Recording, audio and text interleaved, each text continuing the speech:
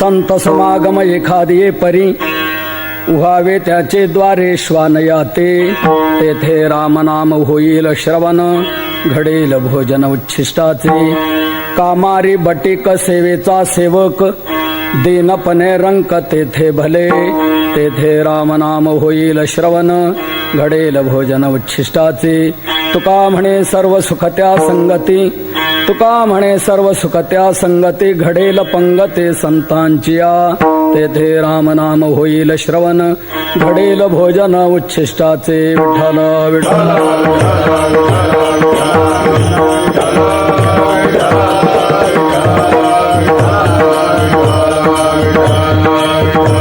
पांडुरंगा करू प्रथम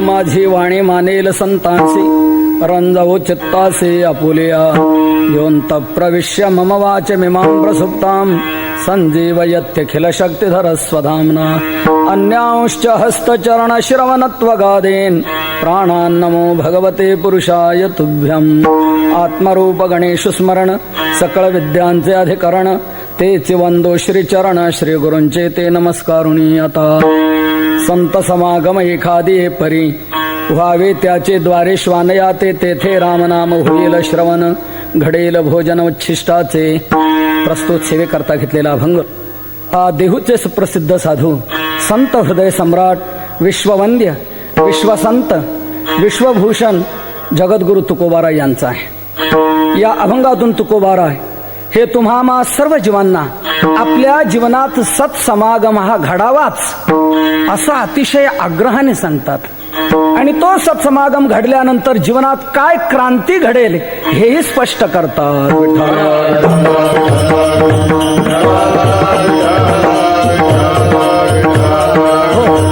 मनुष्य जीवनात सत्समागम ही अत्यावश्यक बाब आहे, परंतु तो अत्यावश्यक वाटत नाही हे दुर्दैव आहे.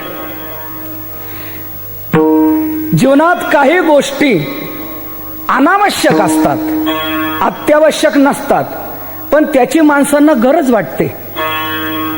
परंतु सत्समागम अत्यावश्यक असतानाही त्याची गरज वाटू नये ही शोकांतिका आहे. बऱ्याच गोष्टी जीवनात अत्यावश्यक नाहीत, पण त्याची माणसांना गरज वाटते. लक्षात घ्या, मला सांगा, दारू पिणं हे काय मनुष्य जीवनात अत्यावश्यक बाब आहे?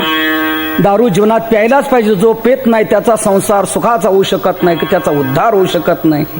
असं काय? दारू पिणं ही मनुष्य जीवनात अत्यावश्यक बाब नाही. पत्ते पिसत बसणं, जुगार खेळणं, धूम्रपान करणं, विडी तंबाखू सिगरेट आदी करून ही जी दुर्व्यसनं आहेत ही जीवनात अत्यावश्यक नाहीत, पण त्याची माणसांना गरज वाटते. आपल्या जीवनात ते भयंकर हानी करणारे आहेत. दुर्व्यसनातून अनेक प्रकारच्या हानी आहेत. पहिली महत्वाची हानी आर्थिक नाश, आर्थिक हानी. दुसरी कौटुंबिक हानी. तिसरी सामाजिक हानी. चौथी शारीरिक हानी. पाचवी पारलौकिक हानी. एकंदरीत हानीच हानी आहे दुर्व्यसनामध्ये. परंतु ती दुर्व्यसनं माणसांना आवश्यक वाटतायत आणि सत्समागम अत्यावश्यक असताना तो वाटू नये हे दुर्दैव आहे. कोणी म्हणेल तुम्ही म्हणता अत्यावश्यक आहे, परंतु आम्हाला तो अत्यावश्यक तसं वाटत नाही ना, कारण सत्समागमा वाचून आमचं काय अडलंय असं आम्हाला वाटत नाही ना. काय उलट ते संत जर मध्ये आले तर आमच्या व्यवहाराला घोटाळा वाटतो. उलट त्यांच्यामुळे बिघाड होईल की काय असं वाटतंय, म्हणून ते मध्ये न आलेले बरे. त्यांच्यापासून आमची काय हानी आहे असं काय आम्हाला जाणवत नाही. तर अत्यावश्यक तुम्ही कसा म्हणता? तर याचं महत्वाचं उत्तर असं, अत्यावश्यक असा याची एक मार्मिक बाब मी आपल्याला समजून सांगतो की जी तुम्हाला स्वीकारावीच लागेल, होच म्हणावं लागेल तुम्हाला या बाबतीत. तर सर्व मानव मात्रांची मूलभूत आकांक्षा जर जीवनातली कोणती असेल तर ती सुख मिळणं आहे. या बाबतीत दुमत आहे का कोणाच सांगा? मग व्यापारी असो, शेतकरी असो, नोकरी करणारा असो, स्त्रिया असो, पुरुष असो, बाल असो, वृद्ध असो, शिक्षित असो, अशिक्षित असो, गरीब असो, श्रीमंत असो, देशभक्त असो की हरिभक्त असो, सर्व मानव मात्रांची मूलभूत आकांक्षा सुख मिळणं ही आहे. तेव्हा सुख मिळण्याकरता तो रात्रंदिवस परिश्रम घेतो आहे. परंतु दुर्दैव असं आहे की ते सुख त्याला मिळत नाही. अपेक्षा आहे सुखाची, परंतु प्राप्ती आहे दुःखाची. सुखाकरता प्रयत्न करूनही सुख का मिळू नये? तुकोबाऱ्या अशा जीवांना पाहून म्हणतात, बाबांनो सांगा, रात्रंदिवस तुम्हाला जर सुखाची अपेक्षा आहे तर सुख पदरात का पडत नाही सांगा. वास्तविक शास्त्रीय अबाधित सिद्धांत असा आहे, इच्छा आणि प्रयत्न एकत्र आले का प्राप्ती व्हायला पाहिजे. तुम्हाला सुखाची इच्छा आहे आणि सुखाकरता तुम्ही प्रयत्नही करता, मग प्राप्ती का होत नाही? सुखाकरता प्रयत्न करूनही सुख आपल्या पदरात पडत नाही.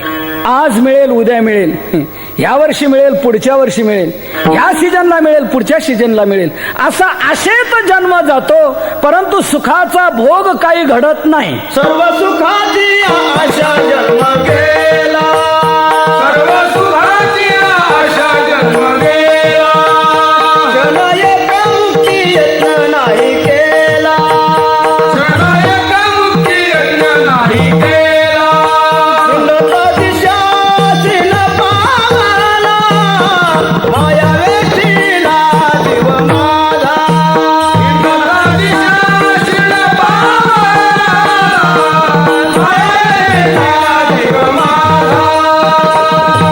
सर्व सुखाची आशा जन्म गेला. सुखाच्या आशेत जन्म जातो, भोग घडत नाही. आज मिळेल, उद्या मिळेल, या सीजनला, पुढच्या सीजनला, असा दशदिशा हिंडत राहतो, पण दुःखच पदरात पडतं. हिंडता दिशा शीण पावला. तरी मनुष्य प्रयत्नच करत राहतो का? आशेने. हे केल्याने सुख मिळेल, ते केल्याने सुख मिळेल, परंतु सुख काही पदरात पडत नाही. आमचे वैकुंठवासी गुरुवर्य मामासाहेब दांडेकर एक उदाहरण सांगायचे. आशेने जीव प्रयत्न करत राहतो, पण त्याला सुख काही पदरात पडत नाही. पूर्वीच्या काळामध्ये तेल पाडण्याकरता बैलघाणे असायचे. अलीकडे ऑइल मिल निघालेले आहेत. पूर्वी बैलघाणे असायचे. अजूनही तेली मंडळींच्या घरी हे घाणे आठवण म्हणून ठेवलेले आहेत. तर त्या बैलाने घाण्याला सतत चालत राहावं, त्याच्या मागे हाकलण्याकरता कोणी मनुष्य नको, म्हणून तेली पूर्वी एक युक्ती करायचा. काय युक्ती करायचा? त्या बैलाच्या मानेवरचं जे जू, त्या जुवाला एक ओवाभर अशी काठी पुढे बांधायचा आणि त्या काठीला लोंबकळती पेंडी, घासाची पेंडी, हिरव्या चाऱ्याची पेंडी, ती पेंडी बैलाला दिसत असायची. तेव्हा ती पेंडी आपल्याला मिळावी या आशेने मग काय करतो, बैल चालत राहतो. पण बैल जसा पुढे पुढे चालतो तशी पेंडी पुढे पुढे चालते, कारण ती त्याच्याच मानेवरच्या जुवाला बांधलेली आहे. म्हणून तो जसा जसा पुढे चालतो तशी पेंडी पुढे पुढे चालते. पेंडी काय त्याला मिळत नाही आणि त्याचं चालणं काही थांबत नाही. जसा तो बैल, माफ करा, राग मानू नका, तशी तुमची आमची सर्व जीवांची परिस्थिती झालेली आहे. आपण देखील हे केल्याने सुख मिळेल, ते केल्याने सुख मिळेल, ते केल्याने सुख मिळेल या आशेने आपण प्रयत्न करत राहतो, परंतु सुख काय आपल्या पदरात पडत नाही आणि आपले प्रयत्न काय थांबत नाही. मला एक सांगा, आजपर्यंतच्या आयुष्यात आपण थोडे प्रयत्न केलेले आहेत का? कितीतरी प्रयत्न केलेले आहेत, कितीतरी कष्ट उपसलेले आहेत, रात्रंदिवस राबलेला आहात, खपलेला आहात, परंतु सुख का पदरात पडत नाही याचं थोडंसं निरीक्षण करा, सिंहावलोकन करा, जरा अंतर्मुख होऊन या गोष्टीचा विचार करा. बाबा सांगा, तुमचं वय काय? 70. बरं, 70. आजपर्यंतच्या आयुष्यात तुम्ही थोडी उलाढाल केली असेल, कितीतरी उलाढाल केली असेल, रात्रंदिवस राबला असाल, खपला असाल, श्रमला असाल. तुमचं शरीरच सांगतंय की 70 वर्षात तुम्ही किती कष्ट उपसलेले आहेत, या प्रकारे प्रयत्न केलेले आहेत, परंतु अजूनही सुख काही पदरात पडलं का सांगा? दुःख तुमचं कायमचं मिटलं का? नाही. आनंद कायमचा पदरात पडला का? नाही. 70 वर्ष प्रयत्न करूनही का शक्य झालेलं नाही? इथून पुढचा अजून तुमचा किती वर्षाचा अंदाज आहे? 4-5 वर्षाची मुदतवाढ मिळाली तर हे शक्य होईल? माफ करा म्हणू नका. आजपर्यंतच्या आयुष्यात इतके कष्ट उपसलेले आहेत तरी आपलं दुःख मिटलं नाही आणि सुख पदरात पडलेलं नाही. याचा अर्थच लक्षात घ्या की प्रयत्न चुकीचे होत आहेत. शास्त्राचा अबाधित सिद्धांत आहे, साधन का चुकलं की त्याला अपेक्षित साध्याची प्राप्ती होऊ शकत नाही. हा निर्विवाद शास्त्रीय सिद्धांत आहे. म्हणून आपल्या जीवनात सुख जर मिळावं वाटतंय ना तर लक्षात घ्या काय करायला पाहिजे. त्याकरता सुख मिळवण्याकरता पहिल्यांदा सुख आहे कुठं हे लक्षात घ्या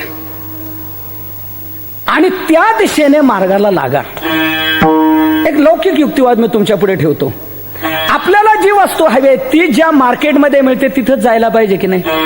कुठेही जाऊन आपल्याला हवी असलेली वस्तू मिळणार नाही, तिथे असलेली मिळेल. एकाला पाहिजे होते पेढे आणि तो गेला चर्मकार गल्ले. मला सांगा तिथे जाऊन त्याला पेढे मिळतील का? नाही. मग काय मिळतील? अहो जोडे. का? जोडे जिकडे मिळतात तिकडेच गेलाय ना. पेढे जिकडे मिळतात तिकडे जर गेला नाही तर पेढे मिळतील कसे?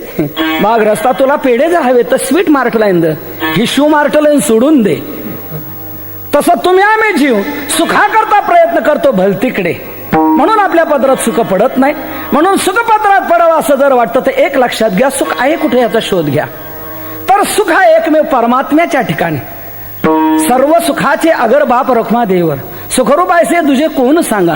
म्हणून सुख जर पाहिजे तर सुखरूप देव तुम्ही आपला असं करून घ्या, त्याशिवाय तुम्हाला सुख प्राप्त होणं शक्य नाही. आपुला तो एक देव करून घ्यावा, आपुला तो एक देव करून घ्यावा, आपुला तो एक देव करून घ्यावा, आपुला तो एक देव करून घ्यावा. तेरे बिना जीवा सुख नोहे, तेरे बिना जीवा सुख नोहे. येरती माई के दुखाची जनीदी, येरती माई के दुखाची जनीदी. तेरे बिना जीवा सुख नोहे, तेरे बिना जीवा सुख नोहे. येरती माई के दुखाची जनीदी, येरती माई के दुखाची जनीदी.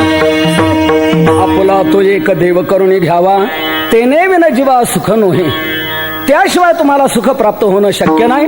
सुख जर पाहिजे तर सुखरूप देव आपलासा करून घ्या. आणि सुखरूप देव जर आपलासा करून घ्यायचा असेल तर त्याला एकमेव मधला दुवा जर कोणता असेल तर तो म्हणजे संत. जीवाचा आणि देवाचा मिलन घडून आणणारा मधला दुवा म्हणजे संत आहे. संतांशिवाय जीवाला परमात्मा प्राप्ती होऊ शकत नाही. हा अबाधित सिद्धांत आहे. वेद देखील अशी साक्ष देत आहेत. संताविण प्राप्ती नाही, ऐसे वेद देती ग्वाही, ऐसे वेद देती ग्वाही, ऐसे वेद देती ग्वाही. संताविण प्राप्ती नाही, ऐसे वेद देती ग्वाही, ऐसे वेद देती ग्वाही, ऐसे वेद देती ग्वाही. संताविन प्राप्ती नाही, ऐसी वेद देती ग्वाही. संतांशिवाय जीवाला परमात्मा प्राप्ती होऊ शकत नाही. उपनिषद, पुराण, शास्त्र, सर्व संत एक मुखाने हीच ग्वाही देत आहेत की बा तुम्हाला परमात्मा प्राप्ती जर करून घ्यायची असेल तर संतांना सद्गुरूंना शरण जा, त्याशिवाय परमात्मा प्राप्ती होऊ शकणार नाही. असा शास्त्रीय अबाधित सिद्धांत आहे. मग जीवाचा आणि देवाचा मिलन घडून आणणारा मधला दुवा संत आहे. संतांशिवाय परमात्मा प्राप्ती नाही आणि परमात्मा प्राप्तीशिवाय सुख नाही. मग सुख जर आपल्याला आवश्यक आहे तर सुखाकरता देव प्राप्त केला पाहिजे आणि देव प्राप्ती करता संतांचा समागम करणं अत्यावश्यक आहे. त्याशिवाय तुम्हाला सुख प्राप्ती होऊ शकणार नाही. मनुष्य जीवनात सत्समागम अत्यावश्यक का याची कारण मीमांसा मी आपल्या पुढे ठेवली. माणसाला हवा आहे सुख. सुख मिळवण्याकरता देव आपलासा केला पाहिजे आणि देव आपलासा होण्याकरता संत हाच एकमेव मधला दुवा आहे. म्हणून जीवनात सत्समागम ही अत्यावश्यक बाब आहे. तेव्हा तुकोबाराय सर्व मानव मात्रांना सांगू लागले, बाबांनो, तुम्हाला तुमच्या जीवनाची वाटचाल जर करायची असेल आणि खरं इच्छित साध्य जर तुम्हाला प्राप्त करून घ्यायचं असेल तर तुम्ही सत्समागम करा, संतांचा समागम करा. या प्रकारे तुकोबाराय लोकांना सांगू लागले. त्यावेळेला लोक म्हणाले, महाराज सत्समागम करायला पाहिजे, तुम्ही आम्हाला सांगितलं. हो बाबांनो, खरोखर आहे, तुम्हाला सुख मिळवायचे म्हणून त्याकरता देव प्राप्त करून घेतला पाहिजे आणि देवाचा अनुग्रह होण्याकरता सत्समागम ही महत्वाची बाब आहे. दुर्लभम त्रयमे वैतत देवानुग्रह हेतुकम मनुष्यत्वम मुमुक्षुत्वम महापुरुष संश्रय. देवाच्या अनुग्रहाला हेतुभूत या 3 गोष्टी सांगितलेल्या आहेत. एक मनुष्य जन्म, आता तो आपल्याला मिळालेला आहे, हा विषय आपला आता समजा दुर्लभतेचा राहिला नाही.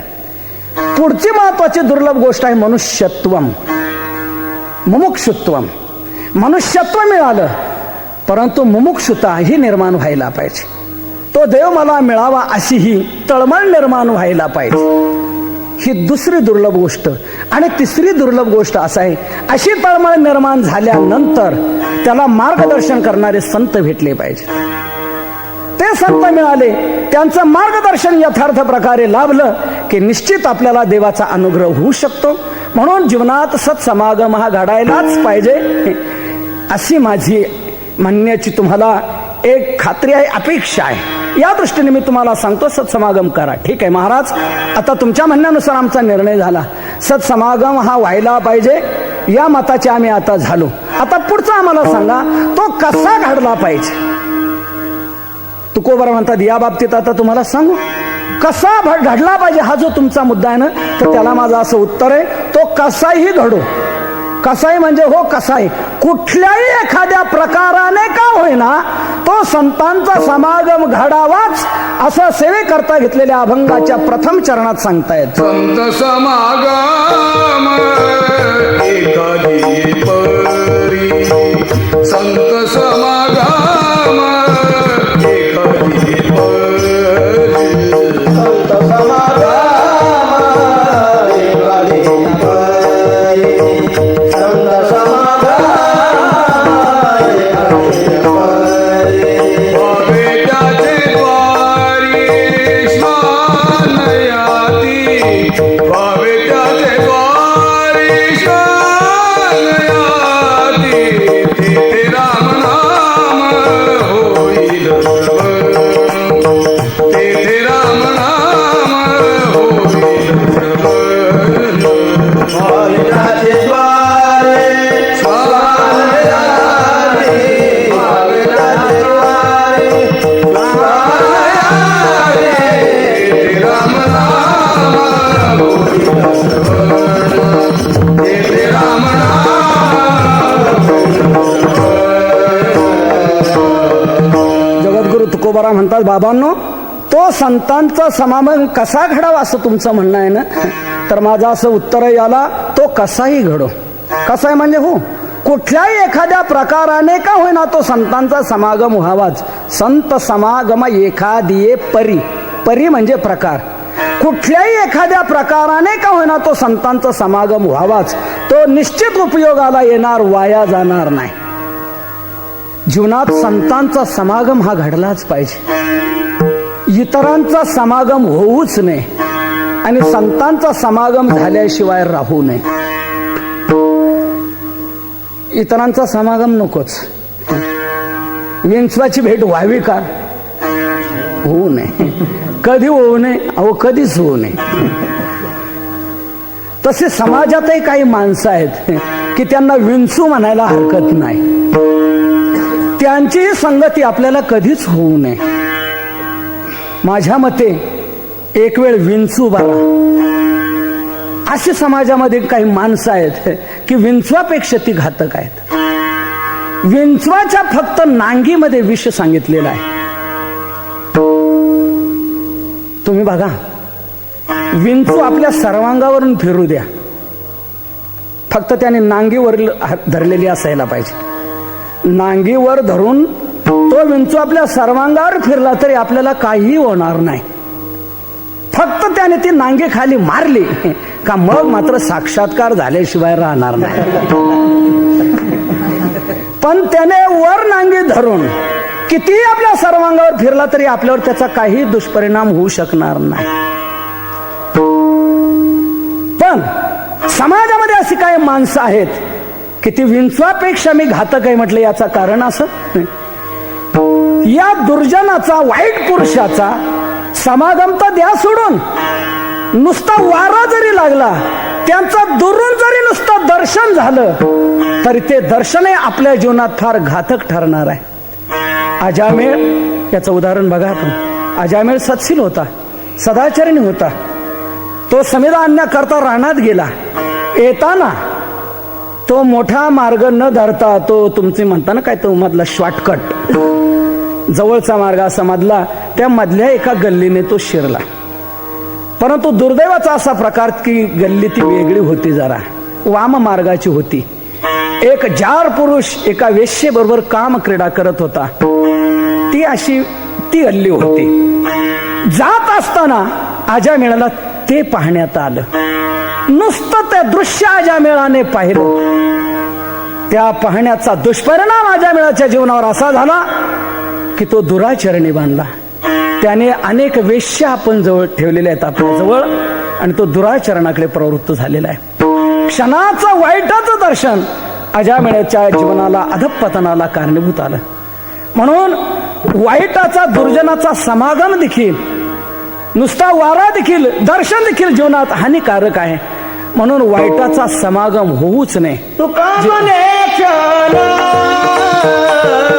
नको तयाचे दर्शन, नको तयाचे दर्शन, नको तयाचे दर्शन. तुकोबारा म्हणतात, तुका म्हणे क्षण नको तयाचे दर्शन.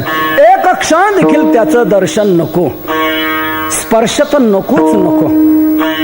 मी मगाशी सांगितलं विंचवाच्या नांगीमध्ये विषय, परंतु तुकोबारा म्हणतात, तुका म्हणे विंचाची नांगी तैसा दुर्जन सर्वांगी. दुर्जनाच्या सर्वांगामध्ये विष आहे. म्हणून वाईटाचा समागम होऊच नये. का? त्याचं कारण आहे, आपण जसे संगती करू तसे विचार आपल्या ठिकाणी निर्माण होतात. जसे विचार आपल्या ठिकाणी निर्माण होतात तसा आचार आपल्या जीवनात घडतो, आणि जसं आचरण तशी गती आपल्याला प्राप्त होत असते. म्हणून वाईट गती होऊ नये असं जर असं वाटतं तर वाईट आचरण होऊ नये. वाईट आचरण घडू नये असं जर वाटतं तर वाईट विचार जीवनात येऊ नये, आणि वाईट विचार जीवनात येऊ नये असं वाटतं तर वाईटाचा समागम होऊ नये. चांगल्यांचा समागम की चांगले विचार, की चांगला आचार, की चांगली गती.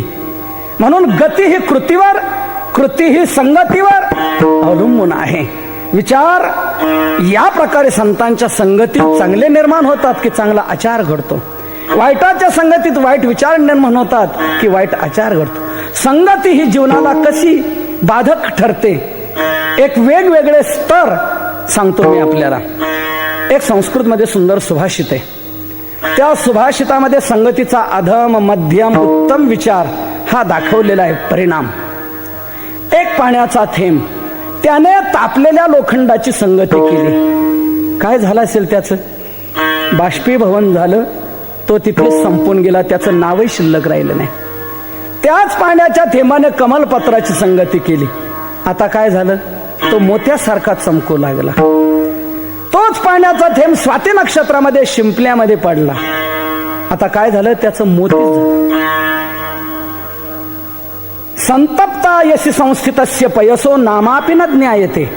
संतप्त आयसी म्हणजे तापलेलं लोखंड, चांगल्या प्रकारचं तापलेलं लोखंड, त्याच्यावर स्थित झालेला पाण्याचा थेंब, त्याचं नावही शिल्लक राहत नाही. आणि मुक्ताकारतया तदेव नलिनी पत्रस्थितम राजते. तोच पाण्याचा थेंब कमलपत्र पडला तर मुक्ताकारतया राजते, मोत्यासारखा तो चमचम शोभू लागतो. आणि तोच स्वात्या सागर शुक्ती मध्य पतितम तन मौक्तिकम जायते. तोच स्वाती नक्षत्रामध्ये शिंपल्यामध्ये पडला तर त्याचा मोती होतो. एकूण शेवटी सांगतात, प्रायेण अधम मध्यम उत्तम गुणाहा संवासतो जायते. म्हणून बहुत करून अधम, मध्यम, उत्तम गुण जशी संगती करू तशी आपल्या ठिकाणी निर्माण होत असतात. म्हणून जीवनात वाईटाची संगती झाली का वाईट विचार, मग वाईट आचार जीवनात होत असतो. म्हणून चांगल्यांच्या संगतीत राहू. चांगल्याने देखील चांगल्यांच्या संगतीत राहा बरं का. तोही जर वाईटाच्या संगत गेला तर त्याचं वाईट झाल्याशिवाय राहत नाही. तुम्ही बघा व्यवहारातले एक म्हणतो का हो तो आमका आता काय दिसत नाही, तुमच्या बरोबर नेहमी वारीला कीर्तनाला कुठेही असायचा, हो तो आमच्याकडे राहत होता तोपर्यंत, आता तो त्या खालच्या आळीत राहायला गेला. आता तुम्हाला माहित आहे ती खालची आळी कशी आहे ती वाह्य दुर्व्यसन दुर्वर्तन भलत्याच प्रकारची दुराचार करणारी त्यांच्या समागमात आता तो आहे. त्यामुळे त्याचं असं सगळं सुटलेलं आहे. आता काल तर मला एक नवीनच कळलं, तो प्यायलाही लागला असं म्हणतात आता. म्हणजे इतकी केस ती वाया गेली का, संगती बदलली, विचार बदलले, वागणं बदललं. म्हणून वाईटाच्या संगतीत जाऊ नये, चांगल्यांच्या समागमात राहा. चांगल्यांच्या समागमात जर पायी वारीत ज्ञानोबाऱ्यांच्या पालखी सोहळ्याबरोबर गेला तरच दिंडी धरून चालेल. मोकारांच्या संगतीत गेला ना दिंडीची त्याची पंढरपुरापर्यंत गाठ भेट होणार नाही. तो मैलभर पुढे नाही तर मैलभर मागे राहणार आणि सापडलाच मध्ये तर चहाच्या स्टॉलवर सापडला. चांगल्यांच्या संगतीत जर गेला आळंदी पंढरपूरला तर कीर्तन ऐकेल, गंगेवर स्नानाला जाईल. वाईटाच्या संगतीत गेला तर क्षेत्रात येऊन तमाशा पाहणारी माणसं आहेत. मोठी दुर्दैवाची गोष्ट आहे.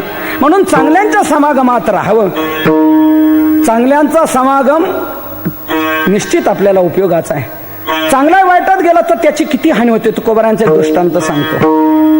हिरा आहे हिरा, हिऱ्याची परीक्षा काय, हिरा ठेविता ऐराणी वाचे मारिता जो घणी तोची मोल पावे खरा करणीचा होय चोरा. ऐरणीवर ठेवून वरून घणाने मारला असताना जो फुटत नाही तो हिरा, परंतु असा घनाच्या घावानेही न फुटणारा अभेद्य हिरा, परंतु तुकोबारो म्हणतात तोही फुटला ना. ढेकणाच्या संगे हिरा जो भंगला, ढेकणाच्या संगे हिरा जो भंगला, संगे नारला साधू तैसा, संगे नारला साधू तैसा, संगे नारला साधू तैसा, संगे नारला साधू तैसा. तुकोबारा म्हणतात ढेकणाच्या संगे हिरा जो भंगला. काय त्या ढेकणामध्ये क्षमता आहे काय कळत नाही, त्याचा नुसता स्पर्श झाला की हिरा दुभंगला जातो. तसे समाजातही काय ढेकणं आहेत बर का.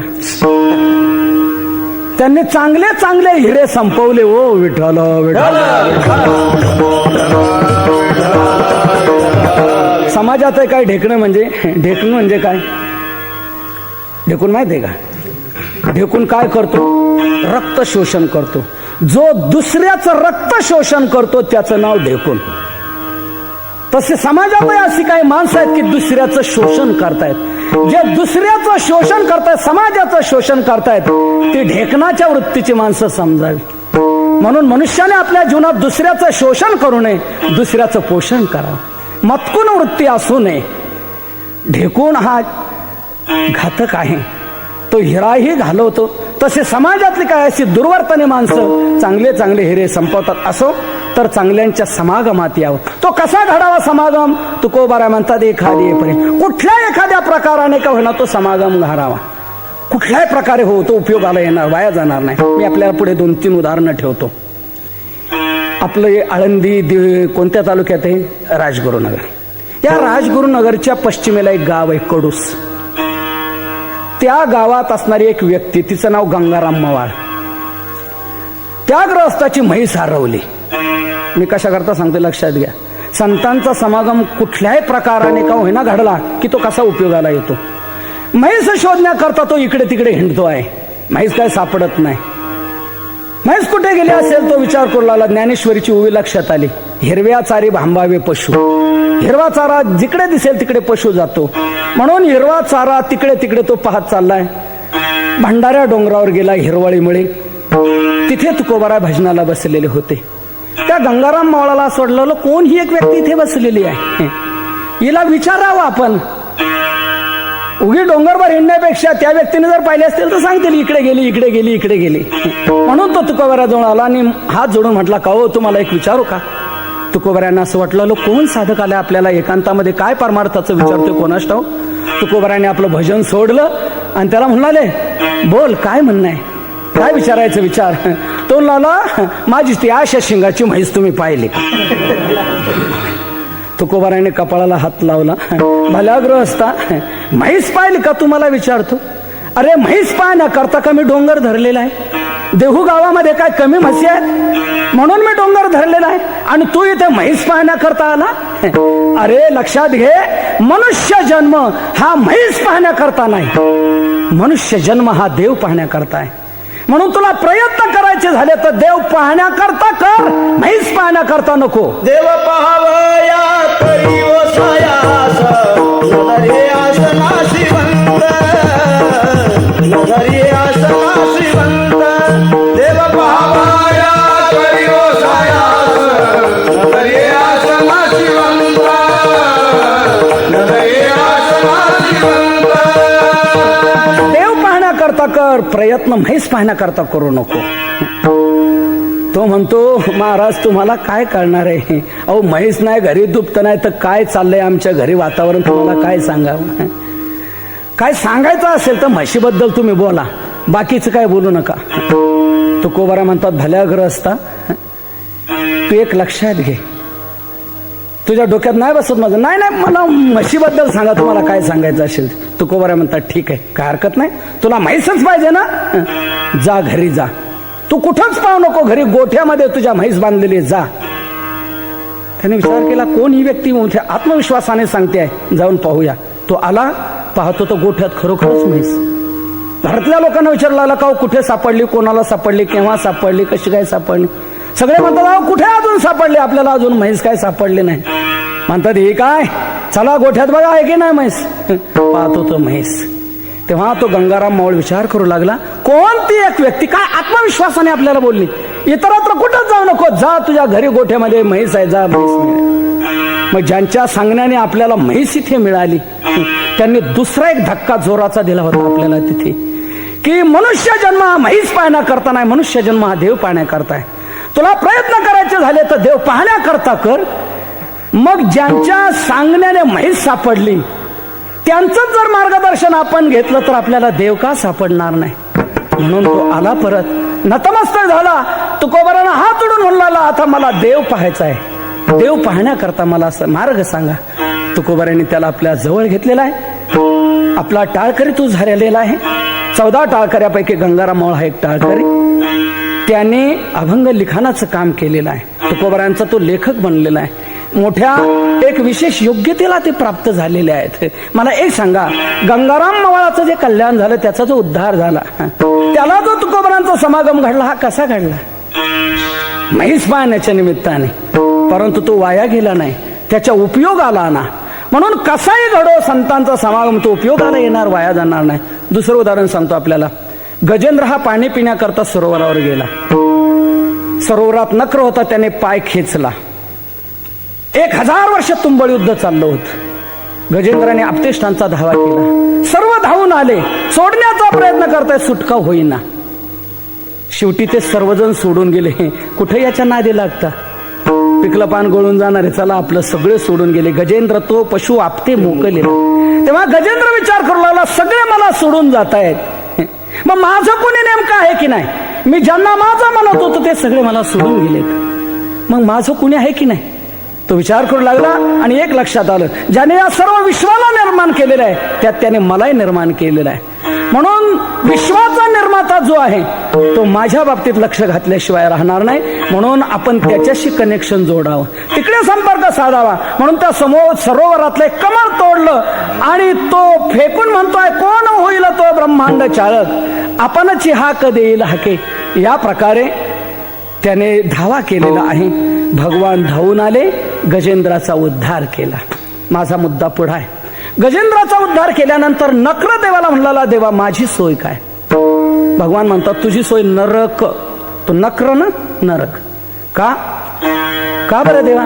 तू माझ्या भक्ताला छळलं, 1000 वर्ष तू पीडा दिलेली आहे, म्हणून तुला नरक. तर गजेंद्राचा उद्धार का? तो माझा भक्त. ठीक आहे देवा, काय हरकत नाही. नकराने काय युक्तिवाद मांडला, लक्षात घ्या. वकिली पॉइंट काय मांडला? नकर म्हणला, देवा गजेंद्र जर तुझा भक्त आहे तर तुझ्या भक्ताचे पाय मी 1000 वर्ष धरले, मग भक्ताचे पाय धरणाऱ्याला तू नरकाला लावतो का सांग? जर भक्ताचे पाय धरणारा तू नरकाला लावत असेल तर मी आज रातोरात लोकसत्ता, सकाळ, केसरी, सामना, लोकमत या सर्वांना रातोरात फोन करून सांगतो की मुखपृष्ठावर पहिले आमची ठळक अक्षरात बातमी द्या की कोणीही देवाचे पाय धरू नका, त्या संतांचे पाय धरू नका.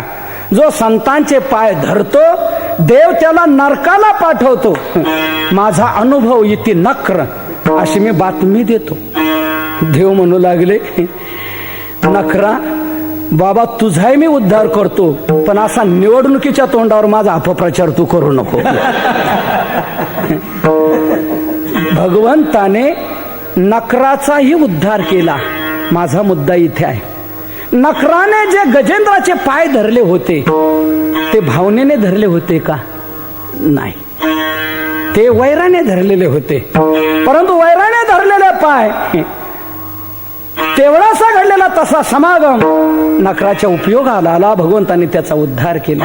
म्हणून तुकोबारा म्हणतात संत समागम एखादी परी. कुठल्या एखाद्या प्रकाराने होईना तो संतांचा समागम घडावा. मला या बाबतीत ज्ञानेश्वरीतलं 9व्या अध्यायातलं एक उदाहरण घ्यावंसं वाटतं. भगवंताने असं म्हटलेले, अर्जुना माझ्याकडे कशाही प्रकारे येऊ, त्याला माझी प्राप्ती झाल्याशिवाय राहणार नाही. आगामी एकुलानीचे खागे मज येवो ये भलतेने मार्गे, भक्ती का विषय विरागे अथवा वैरे. कसाही जरी आला तरी त्याला माझी प्राप्ती झाल्याशिवाय राहणार नाही. गोपिका कामनेने आल्या, शिशुपालाधिक वैराने आले, कोणी द्वेषाने आलं, कोणी भक्तीने आलं, कोणी वैराग्याने आलेलं आहे. म्हणून या प्रकारे माझ्याकडे कशाही प्रकारे आले तरी त्याला माझी प्राप्ती होते. हा विषय सांगत असताना माऊलीने एक दृष्टांत घेतलेला, तो मला घ्यावासा वाटतो. माऊली म्हणतायत बघा, एक लोखंडाची कुऱ्हाड, त्या कुऱ्हाडीने असा विचार केला की ही जी परीस नावाची वस्तू आहे ही आपल्या जातीला घातक, हिचा स्पर्श झाला की आपली जात संपते. लोखंड लोखंड म्हणून राहत नाही. म्हणून आपली जात जर शिल्लक ठेवायची असेल तर याला एकच मार्ग आहे, काय? याचं वाटोळं करणं. कोणाचं? परिसाचं. हा परिस संपवल्याशिवाय आपली जात म्हणून राहू शकणार नाही. म्हणून कुऱ्हाडीने निर्णय घेतला आणि ती त्या परिसाला फोडायला गेली. मला एक सांगा, काय झालं असेल त्या कुऱ्हाडीचं? सोनच झालं. परेश म्हणतो, तू मला फोडायला जरी आली तरी माझा स्पर्श होतात मी तुझं सोनं केल्याशिवाय राहणार नाही. अगावरी फोडावयाची लागी, लोह मिळो का परिसाचे अंगी, काजे मिळते प्रसंगी सोनीची. तस संतांचा समागम कसाही जरी घडला तरी तो निश्चित आपल्या उपयोगाला कसा येतो याचं एक महत्वाचं मार्मिक शेवटचं उदाहरण मी आपल्याला सांगतो. नारद आपल्या स्वानंदाने विचरण करत करत अरण्यातून चालले होते. एका अरण्यामध्ये एक ग्रस्त असा कुऱ्हाड घेऊन धावला. कोण तो? वाल्ह्या कोळे. मला सांगा, तो नारदाकडे धावला म्हणजे हार घालण्याकरता का? नाही. कुऱ्हाड घेऊन धावला, क्या जेब में निकालो नहीं तो मरने को तैयार हो जाए. नारद म्हणतायत, ठीक आहे, घे. गळ्यातला तंबोरा काढला आणि दिला की कर भजन. वाल्या म्हणतो, हे नाही, रोकड कॅश. नारद म्हणतात, अरे हेच रोकड धन आहे. राम नामाचं धन लूट, तुला किती लुटायचं असेल तितकं. हेच आपल्या बरोबर येणार आहे. इतर कोणतंही धन आपल्या बरोबर येऊ शकत नाही. लूट राम नामाचं धन. तो वाल्या काय म्हणतो माहितीये का? मी काय तुला कीर्तनाचं निमंत्रण दिलं नाही, मला हे सांगण्याच्या भानगडी पडायचं नाही. काय असेल ते काढ, रोकड की आशाने रस्ता धर. नारद म्हटले, मी रस्ताच धरणार आहे, पण तुला रस्त्याला लावल्यानंतर तू वाम मार्गाने चाललेला आहेस, अयोग्य मार्गाने चाललेला आहे. अरे लुटमार करणं हा योग्य रस्ता नाही, कोणाची हत्या करणं हा योग्य रस्ता नाही. तू या वाम मार्गाने जातो आहेस. वाल्या, किती हे पाप करतोय विचार कर. आजपर्यंत थोडं पाप केले. आपल्याला सर्व विषय माहिती, मला जास्त सांगण्याचं काही कारण नाही. वाल्या विचारायला गेला, कोणीच सहभागी होत नाही. असं पाहून धावत आला, नतमस्तक झाला आणि नारदाला म्हणला, मला मार्ग सांगा, पर्वत प्राय माझं पाप आहे, मी काय करू? त्यावेळेला नारद सांगतायत, वाल्या किती असू दे पाप, राम नाम चिंतन कर, तुझं पाप राहणार नाही. माझा मुद्दा इथं आहे, ते राम त्याला म्हणता येत नव्हतं, तो मरा मरा म्हणायला लागला. परंतु मरा मरा असं म्हणताना नारद म्हणता हरकत नाही, तसं म्हण, मारा मारा येही मंतर उनके अंतर भेदा, वाला था तो वाल्मिक हुआ जब भेटी भई नारदा. वाल्ह्याचा वाल्मिक ऋषी झाला. माझा मुद्दा इथं आहे, वाल्ह्या काय नारदाला हार घालायला गेला होता का? नाही, मारायला धावलेला होता, परंतु वाल्ह्याचा वाल्मिक ऋषी बनला. म्हणजे संतांचा समागम कसाही जरी घडला तरी तो आपल्या उपयोगाला येतो, वाया जात नाही. म्हणून तुकोबरा म्हणता, संत समागम एखादी परी, कुठल्याही एखाद्या प्रकाराने का होईना तो संतांचा समागम व्हावाच. पण का हो तुकोबरा व्हावाच असं तुम्ही म्हणता, पण व्हायला तर पाहिजे ना. हो, व्हायला तर पाहिजे, आणि नाही झाला आणि मेलो, मग मेलो तर मेलो. इच्छा तर शिल्लक राहू द्या. इच्छा तशी जर शिल्लक राहिली संतांचा समागम व्हावा अशी, जरी मृत्यू आला तरी पुढचा जन्म जो प्राप्त होईल त्यात आपल्याला संतांचा समागम होईल. कारण जशी इच्छा करून मृत्यू येईल तशी पुढे ती इच्छा पूर्ण होत असते. आपण पुढे माणसाचा जन्म मिळेल कशावरून? तुकोबरा म्हणतात, नका माणसाचा मिळेना, कुत्र्याचा जरी जन्म मिळाला तरी हरकत नाही, तोही समागम वाया जाणार नाही. म्हणून तुकोबारा म्हणतात, अरे बाबा त्याच्या दरवाजात कुत्रा होऊन राहावं तरी काही हरकत नाही, व्हावे त्याचे द्वार.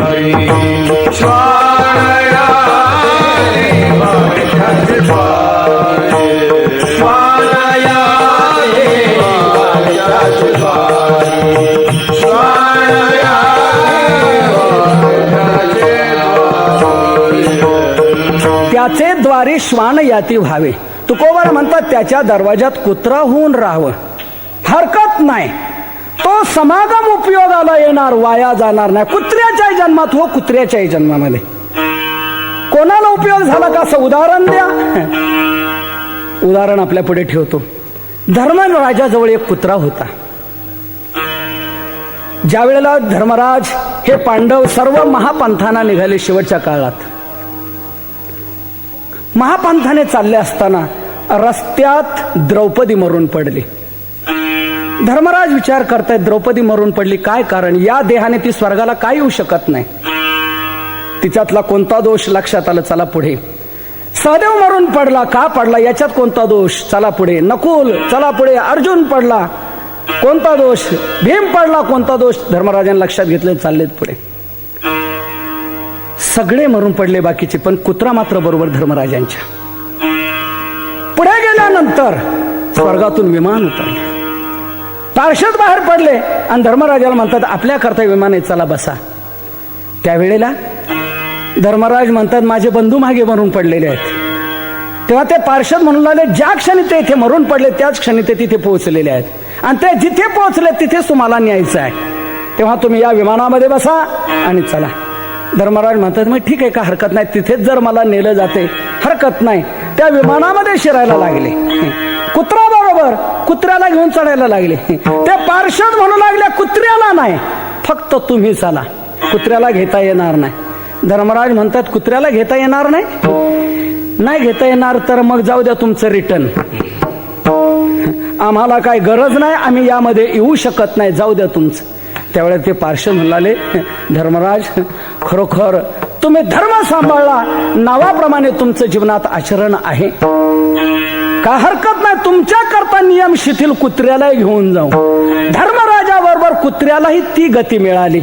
म्हणजे धर्मराजाचा घडलेला समागम त्या कुत्र्याला उपयोगाला आला, तो वाया गेला नाही, निश्चित त्याला धर्मराजाबरोबर ती गती मिळालेली आहे. म्हणजे याचा अर्थ असा, चांगल्यांच्या समागमात कुत्रा होऊन जरी आपण राहिलो तरी वाया जाणार नाही, तो निश्चित उपयोगाला येणार, व्हावे त्याचे द्वारी श्वान याती. म्हणून तुकोबाराय सांगतात, संत समागम एखादी परी, व्हावे त्यांचे द्वारी श्वान याती.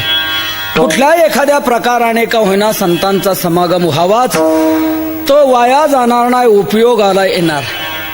परंतु कोणी म्हणेल, का हो तुकोबाराय, संतांचा समागम घडेल, परंतु जीवनात काही साधना तर घडली पाहिजे ना. साधना जर घडणार नाही तर नुसता सत्समागम होऊन काय, साधना घडण्यात महत्व आहे. साधना घडल्यानंतर साध्याची प्राप्ती होत असते. मग संतांच्या समागमात काय साधना घडणार का? तुकोबारा म्हणतात निश्चितच संतांचा समागम झाला की तिथे सहज साधना घडेल. तिथे सहज कोणती साधना घडेल, तेथे काय घडेल हे तुकोबारा अभंगाच्या दुसऱ्या चरणात सांगतात. तेथे राम नाम होईल श्रवण, तेथे राम नाम होईल, तेथे राम नाम होईल श्रवण, तेथे राम नाम होईल श्रवण. घडेल भोजन, घडेल भोजन उचिष्टाचे, उचिष्टाचे, तेथे राम नाम होईल श्रवण,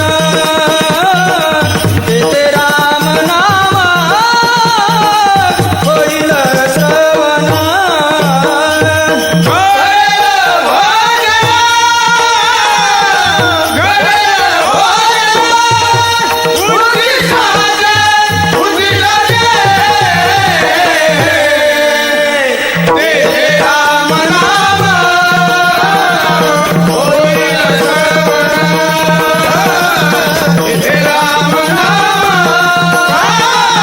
होईल श्रवण.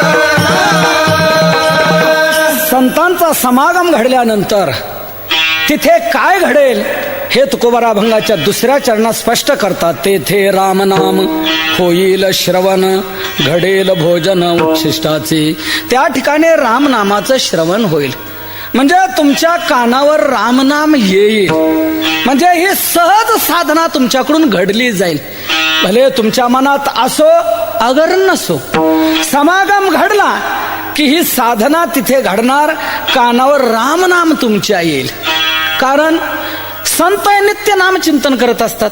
दिनरजनी हाच धंदा गोविंदाचे पवाडे, नेणे अनेक काही धंदा नित्य ध्यातसे गोविंदा. आठही प्रहर 12 मास निरंतर नित्य ते नामचिंतन करत असतात. म्हणून त्यांचं नित्य नामचिंतन जर चालू असतं, त्यांचा समागम जर आपल्याला घडला, तर मग सांगा आपल्या नामावर कानावर नाम येईल की नाही? कानावर नाम आलं की ती सहज साधना घडली. मुखाने जरी तुम्ही नाम घेतलं नाही तरी कानावर नाम आल्याशिवाय राहणार नाही.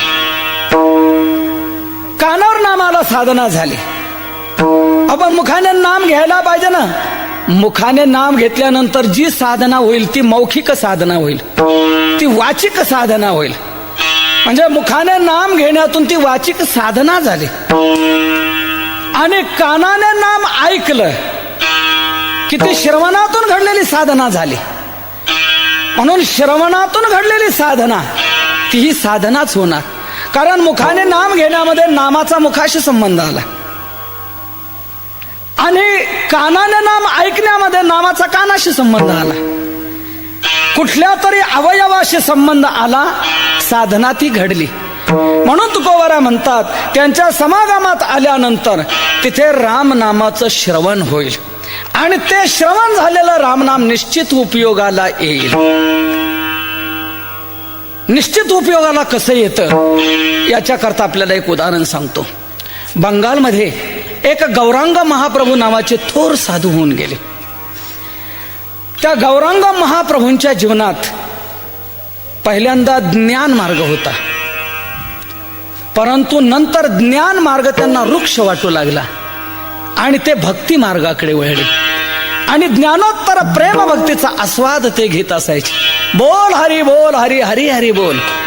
नित्य राम नाम चिंतन, हरे राम राम राम हरे हरे, या प्रकारे त्यांचं नामचिंतन चालत असायचं. अनेक जण त्या नामचिंतनात सहभागी होत असायचे. याच समागमामध्ये एक मुस्लिम देखील नामधारक बनला गेला.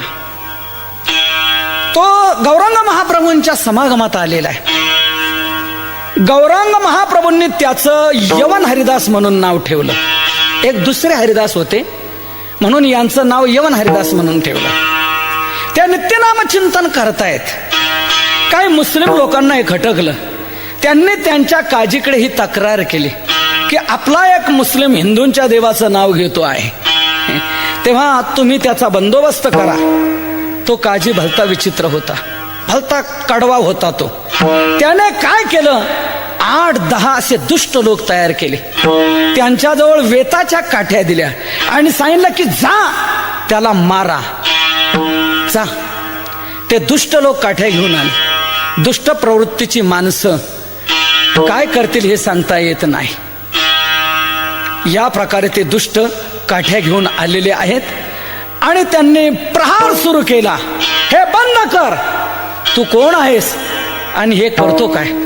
वास्तविक एक लक्षात घ्या, देव हा इथून तिथून एक आहे.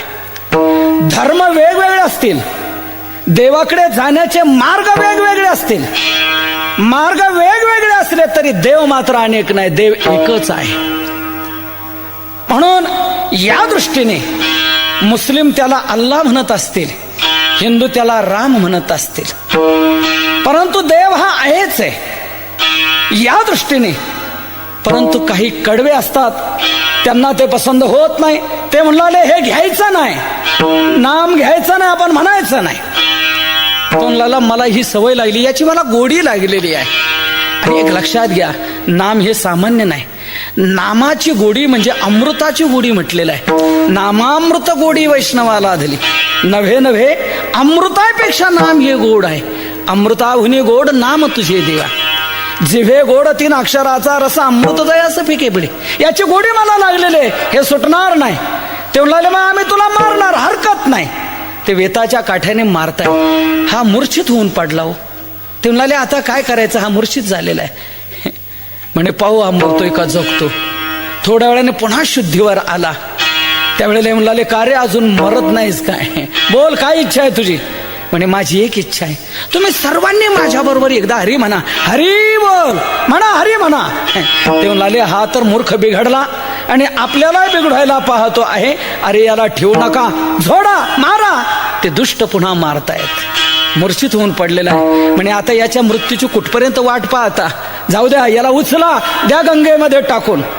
त्या दुष्टांनी उचललं त्याला आणि मूर्छित अवस्थेमध्येच गंगेच्या प्रवाहात टाकून दिलं. वाहत खाली गेले. एका कोळ्याने जाळं पसरलेलं होतं, त्या जाळ्यामध्ये ते अडकलेले आहेत. त्या कोळ्याने जाळं ओढलं, मोठा मासा सापडला असं समजून पाहतो तर हे निघाले. उपचार केले. एक लक्षात घ्या, देव ज्याला वाचवतो त्याला कोणी मारू शकत नाही. जाको राखे साईया मार सके ना को, बाला बाका कर सके जो जग बैरी होय. सर्व जग जरी त्याचा वैरी झालं तरी त्याचा केस कोणी वाकडा करू शकत नाही. तुकोबारा म्हणतात की नाही, देव राखे तया मारील कोण. देव ज्याचं रक्षण करणार त्याला कोण मारेल.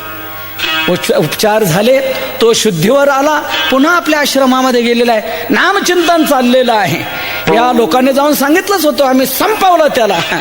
तो काजी म्हणला अरे कसलं संपवलं, आत्ता ताजा वृत्तांत माझ्या कानावर आलेला आहे. तो आलेला आहे पुन्हा आश्रमात, त्याचं चाललेलं आहे. कसला तुम्ही मारला. त्या काजीने विचार केला याला दुसरा प्रयोग केला पाहिजे. दुष्ट प्रवृत्तीची माणसं काय काय प्रयोग करतील हे सांगता येत नाही. त्या दुष्टाने काजीने असा विचार केला, एक वीरांगना नावाच्या वेश्येला बोलवलं आणि तिला सांगितलं की जा तू त्याला भ्रष्ट कर. ती वीरांगना वेश्या आलेली आहे, हावभाव करते आहे, मोहित करण्याचा प्रयत्न करते आहे.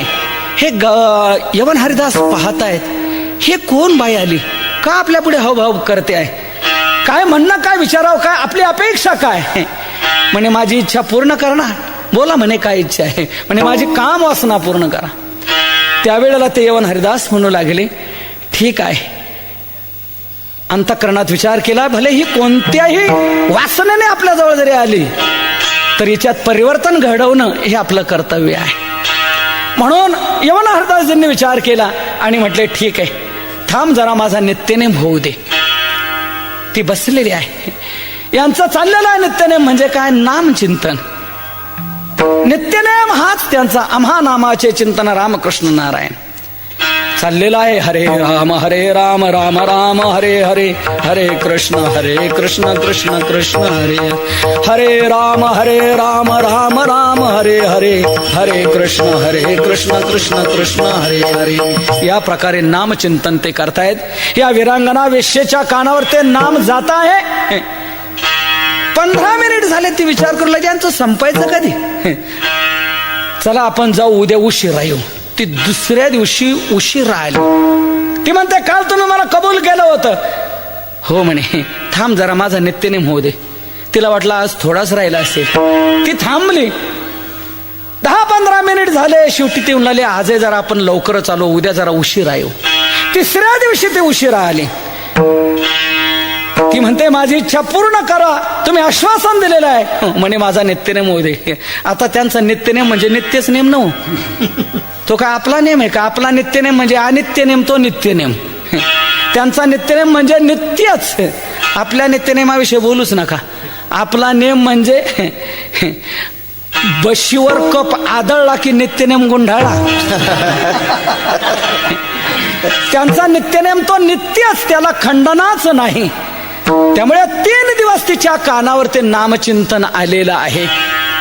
त्या 3 दिवसाच्या नामचिंतनाच्या श्रवणामध्ये तिच्या अंतःकरणाला भगवंताने असा धक्का दिला, चेतना दिली, प्रेरणा दिली. अगं विरांगणे, तू काय करायला इथे आलेली आहेस? आजपर्यंतचं आयुष्य वाम मार्गामध्ये घातलं, किती पाप आजपर्यंत जीवनात साचवलं, आणि आता या संत पुरुषापर्यंत तू येऊन पोहोचलीस काय? धिक्कार असो तुझ्या जीवनाला. तुला अजून किती अधोगतीला जायचं आहे? जरा जीवनात विचार कर. हे पाप सोडून दे. या संत पुरुषाला तू शरण जा. तवसाह्य झाला हृदय निवासी, बुद्धी दिली ऐसी नाश नाही. साष्टांग प्रणाम केलेला आहे, पाय धरलेले आहे. मला मार्ग सांगा. आयुष्यभर मी पापच पाप केलेलं आहे आणि आपल्यापर्यंतही या पाप करण्याकरताच आले होते. मला मार्ग सांगा, मी जीवनात काय करू? तेव्हा हरिदास म्हणू लागले, काही वाईट वाटू देऊ नको. एक आता जीवनात विचार कर. गेलेलं आयुष्य कसं गेलं ते जाऊ दे. उरलेलं आयुष्य मात्र आता या अनुतापाने, पश्चातापाने तू या नामचिंतनाकडे लाव. गेलेल्या आयुष्याचा विचार करू नये, कारण ते गेलेलं आहे. त्याच्यात आपण बदल घडू शकत नाही. उरलेल्या आयुष्यामध्ये आपण क्रांती करू शकतो. म्हणून आजपर्यंत कोणाचं पिण्यात, कोणाचं खाण्यात, काही करण्यात गेलेलं असेल आयुष्य, जाऊ द्या. आज दुरुस्त व्हा.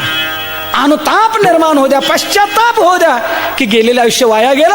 आता उरलेलं आयुष्य आपल्याला चांगल्या कार्यामध्ये घालवायचं.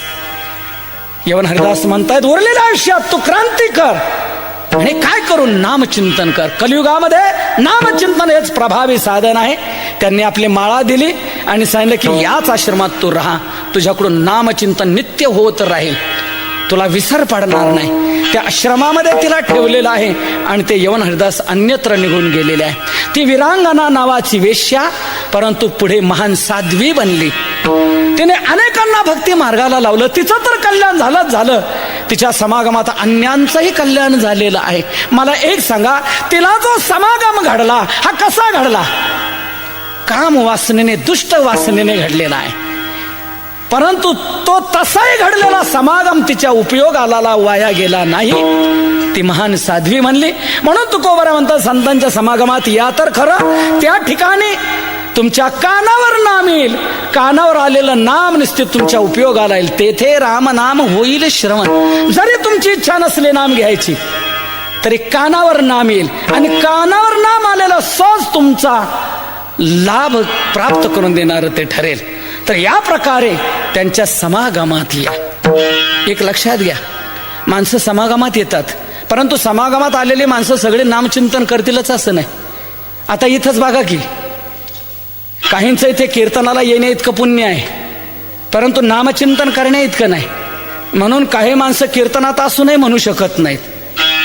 तोंड बंद असतं त्यांचं, हाताने कधी टाळी वाजवणार नाही. एखाद्या वेळेला शेजारी पाहतो त्याला म्हणत असतो, अरे टाळी वाजव ना, म्हणणं मुखाने विठ्ठल विठ्ठल. ते कीर्तनकार व काय सांगतात, तो काय म्हणतो, गप, तुला म्हणायचं तर म्हण, मी नाही म्हणणार, जा. म्हणजे सांगूनही तो नाम घेऊ शकत नाही. ठीक आहे, न का नाम घेना, पण कीर्तनात तर येऊन बसला ना, कानावर तरी राम नाम येईल की नाही? विठ्ठल विठ्ठल हो, असं कानावर आलेलं नाम ते उपयोगाला येणार, निश्चित परिवर्तन घडवणार. म्हणून तुकोबारा म्हणतात तेथे राम नाम होईल श्रवण. एक लक्षात घ्या, गाणाऱ्याला जे फल प्राप्त होतं तेच ऐकणाऱ्याला मिळतं. गात्या ऐकतया समानची घडे. गाणाऱ्याला जे फल प्राप्त होतं तेच फल ऐकणाऱ्याला मिळतं आणि तेवढ्याच प्रमाणात फल मिळतं, त्याच्यात कमतरता नाही. म्हणून तर आपल्यामध्ये श्रवण भक्तीला मान आहे. एकाने कीर्तन करायचं आणि हजारो लोकांनी ते कीर्तन ऐकायचं, नामचिंतनात सहभागी व्हायचं. तर या प्रकारे या श्रवण भक्तीला फार मोठं मान आहे. नवविधा भक्तीमध्ये पहिली श्रवण भक्ती सांगितलेली आहे. श्रवणम कीर्तनम विष्णू स्मरणम पादसेवनम अर्चनम वंदनम दास्यम सख्यम आत्मनिवेदनम. म्हणून तुकोबारा म्हणतात त्या ठिकाणी राम नामाचं श्रवण होईल. आणखी काय होईल? घडेल भजन उच्छिष्टाचे, म्हणजे हे उष्ट भोजन तुम्हाला घडेल, मिळेल. कोणतं उष्ट भोजन? कानावर आलेलं राम नाम. कारण त्यांच्या मुखातून ते बाहेर पडले आणि ते तुम्हाला सेवन करायला मिळालं, म्हणजे त्यांचं उष्ट तुम्हाला सहज ते प्राप्त होईल. हे उष्ट भोजन आहे बरं का, कानावर येणारं रामनाम.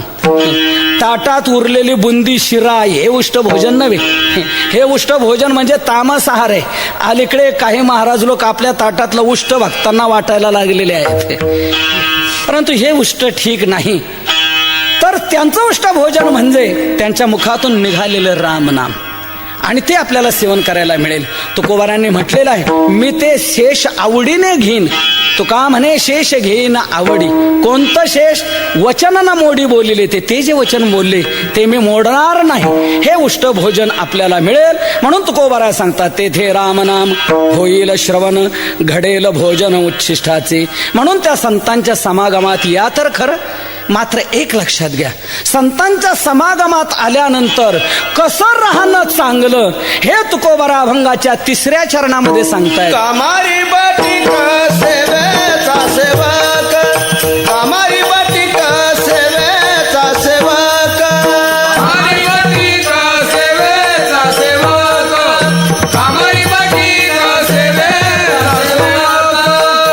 दिनपणे रंग तेथे भाले, दिनपणे रंग तेथे भाले, तेथे राम नाम होईल श्रवण, तेथे राम नाम होईल श्रवण.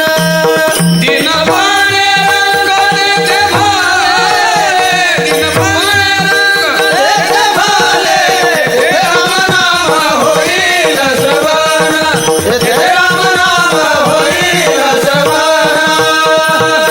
अभंगाच्या 3ऱ्या चरणात तुकोबारा सांगतात, संतांच्या समागमात आल्यानंतर कसं राहणं चांगलं ऐका. कामारी बटीक सेवेचा सेवक, दीनपणे रंक तेथे भले. तेथे म्हणजे त्या ठिकाणी, म्हणजे संतांच्या समागमामध्ये तुम्ही कामारी होऊन राहा. कामारी म्हणजे काम करणारे व्हा. त्या संतांच्या समागमात आल्यानंतर पंक्ती पठाण होऊ नका. काहीतरी तिथे काम करा. कामारी याचा अर्थ काम करणारा. कामारी म्हणजे कामाचा अरी तो कामारी असा अर्थ करू नका. पुजारी म्हणजे पूजेचा अरी तो पुजारी काय नाही, पूजा करणारा तो पुजारी. मापारी म्हणजे माप करणारा तो मापारी. तसं कामारी म्हणजे काम करणारा तो कामारी. काम करा तिथे संतांच्या समागमामध्ये काम करा. मात्र एक करा, काम करत असताना बटीक कामारी व्हा. बटीक म्हणजे काय? मालकाच्या इच्छेप्रमाणे काम करणारा, याचं नाव बटीक. काय काय माणसं काम करतात परंतु आपल्याच डोक्याप्रमाणे, ते आपलीच फुटपट्टी चालवतात. त्याच्यात मालकाचं किती वाटोळं होतं त्याचाही ते विचार करत नाही. आपल्या डोक्यात येईल तसं करतात. आपल्या डोक्यात येईल ते तसं करू नये. संतांच्या अपेक्षेप्रमाणे करावं. काय करणं त्यांना आवडतं ते करावं. याचं नाव बटीक कामारे व्हा. आणि बटीक कामारे असं झालं का तुम्ही की जी तुमच्याकडून सेवा घडेल त्या सेवेचा तुम्ही स्वामी होऊ नका, त्या सेवेचा सेवक व्हा. कामारी बटीक सेवेचा सेवक. सेवेचा सेवक होणं म्हणजे काय? सेवेचा स्वामी होणं काय हे आपल्याला सांगतो अगोदर. सेवेचं स्वामी होणं म्हणजे काही माणसं संतांच्या समागमात येतात, सेवाही करतात, अगदी झटून करतात, उसंत घेत नाही, परंतु झटून सेवा केल्यानंतर काय म्हणतात, पाठ्य होता म्हणून सप्ताह झाला. मी होतो म्हणून सप्ताह झाला नाही तर महाराज काय सप्ताह करू शकतात. मी होतो म्हणून मंदिर झालं नाही तर महाराजांची काय टाप आहे मंदिर बांधण्याची. मी होतो म्हणून दिंडी चालवली गेली नाही तर काय महाराज काय चालू शकतात. म्हणजे यांनी सर्व सेवा केली खरी, परंतु त्या सेवेचं स्वामित्व आपल्याकडे घेतलं. तुकोबाराय म्हणतात सेवेचा स्वामी होऊ नका, सेवेचा तुम्ही सेवक व्हा. म्हणजे माझं काहीतरी पूर्व सुकृत, म्हणून त्या सुकृताने मला संतांचा समागम मिळाला. समागम मिळाल्यानंतर त्यांनी मला सेवा करण्याची संधीही दिली. त्यांनी काही मला मार्गदर्शनही केलं आणि त्या प्रकारे मला सेवा घडू शकली. ही खरी त्यांची कृपा आहे माझ्यावर. म्हणून अशा प्रकारे त्या सेवेचा सेवक तुम्ही व्हा. कामारी बटीक सेवेचा सेवक. तिथे दीनपणाने राहा, रंकपणाने राहा. दीनपणे रंक तेथे भले. उर्मटपणाने राहू नका. उर्मटपणाने राहण्यामध्ये तुमची हानी, उर्मटपणाने राहण्यामध्ये शाप भेटेल आणि दीनपणाने रंकपणाने राहण्यामध्ये तुम्हाला राम भेटेल. यादव उर्मटपणाने राहिले संतांच्या समागमामध्ये. तो सांब गरोदर स्त्रीचं सोंग धारण करून गेला ऋषींजवळ. बाजूला असा थांबला आणि एकाला पाठवलं. काय होईल सांगा. ऋषींनी अंतर्ध्यानाने पाहिलं आणि सांगितलं की मुसळ होईल. सोडून पाहिलं, खरोखरच मुसळ खाली पडलं. त्याचं पीठ केलं, समुद्रात टाकून दिलं. का बरं? ज्या वेळेला मुसळ होईल असं सांगितलं होतं त्यावेळेला ते संत म्हटले होते, हे मुसळ तुमच्या कुळाला खलास करेल, मुसलम कुलनाशनम. म्हणून त्याने त्याचं पीठ केलं, समुद्रात टाकून दिलं. ते तरंगत तरंगत काठावर गेले. प्रभास तीर्थाजवळ त्याचे लोहाळे बनले. एक मोठा कान, त्याचं काय चूर्ण झालं नाही. तो एका माशाने गिळला. तो मासा एका कोळ्याने पकडला. कोळ्याने तो फाडला आणि त्याच्या लोहकणाचा बाण बनवला. माशाच्या उदरातला लोहकण त्याचा बाण जर केला तर अचूक असं संधान साधलं जात असतं. नेमकं मग काय घडलं माहितीये? त्या लोहाळ्याने सर्व यादव खलास झाले आणि त्या लोहकणाच्या बाणाने भगवान श्रीकृष्णाला निजधामाला जावं लागलं.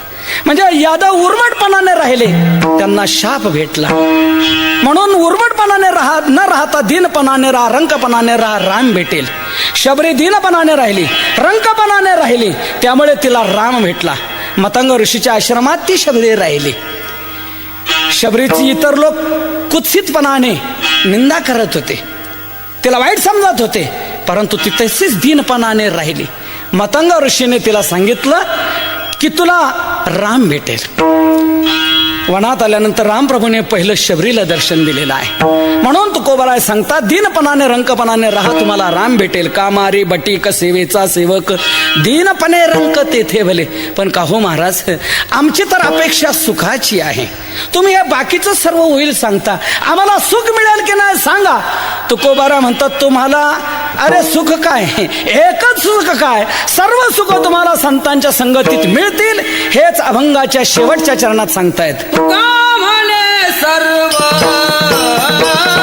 सुखाच्या संगती, का म्हणे सर्व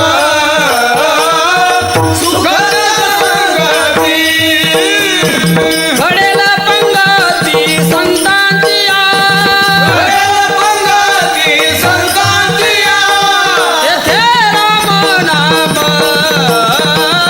होईल श्रवण, तेथे राम नाम होईल श्रवण, तेथे राम नाम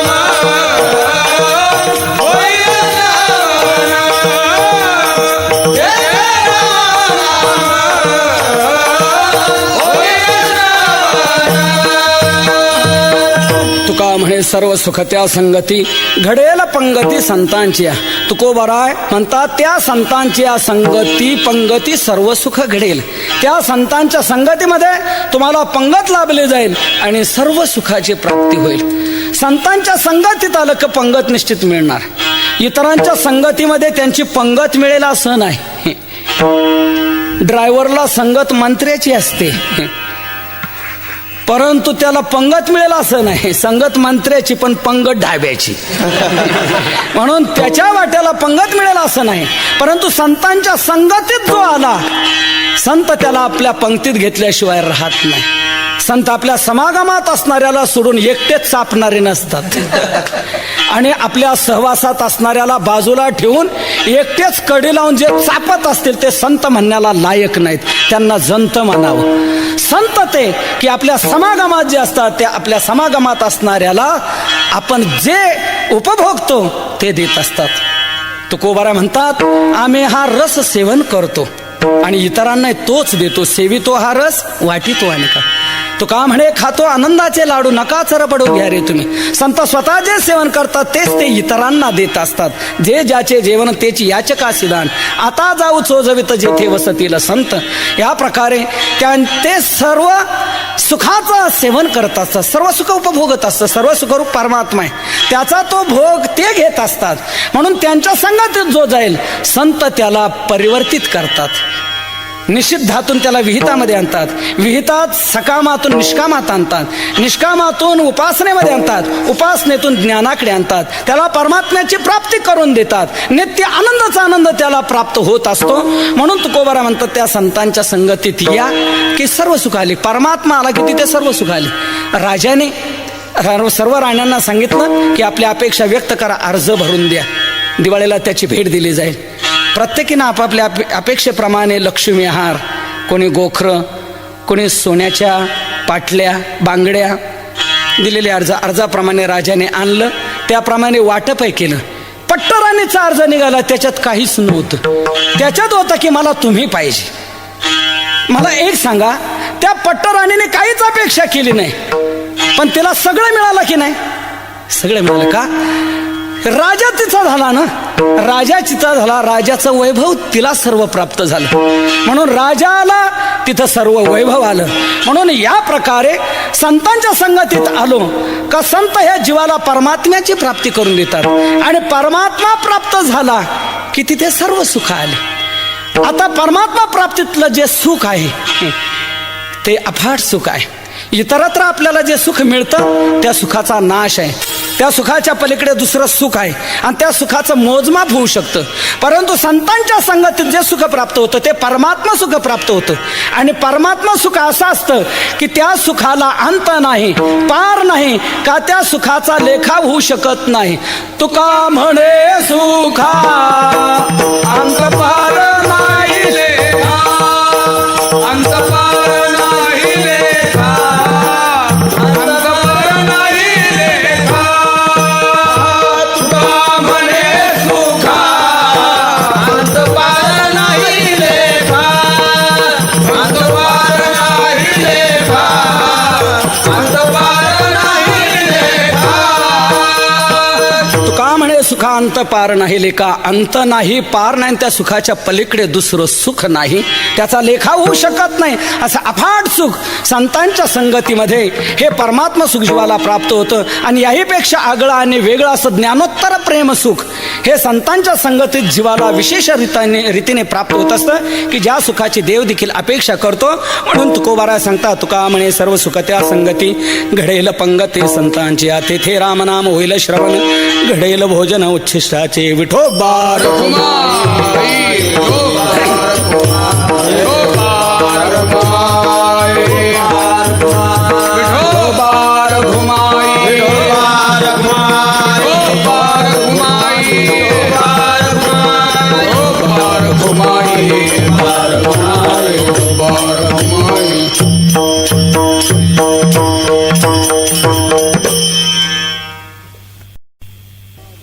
संत समागम एखादी परी, व्हावे त्यांचे द्वारे श्वान याते, तेथे रामनाम होईल श्रवण, घडेल भोजन उच्छिष्टाचे.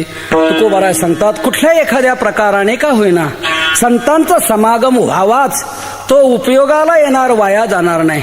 पण का हो तुकोबारा, संतांचा समागम व्हावा असं तुम्ही म्हणता, तर समागम होणं हीच तुम्ही इथे साधना एक स्पष्ट म्हणता. दुसरी साधना काही सांगत का नाही? संतांचा समागमच करा, कुठल्याही प्रकाराने का होईना संतांच्या समागमात या असं का सांगता? इतर साधना न सांगता तुकोबाराय सत्समागमच का सांगतात तर याचं मर्म असं आहे, संतांच्या समागमात आलं की तिथे सर्व साधना सिद्ध होतात. संतांना डावलल्यानंतर आपल्या जीवनात साधना जरी काही आपण स्वीकारल्या तर त्या साधना साध्यापर्यंत नेऊन पोहोचवतील असं मात्र नाही. त्या साधना आपल्या बुद्धीने आपण जर करू लागलो तर अनेक अपाय निर्माण होतात, पण त्या साधना म्हणजे उपाय ठरू शकत नाही.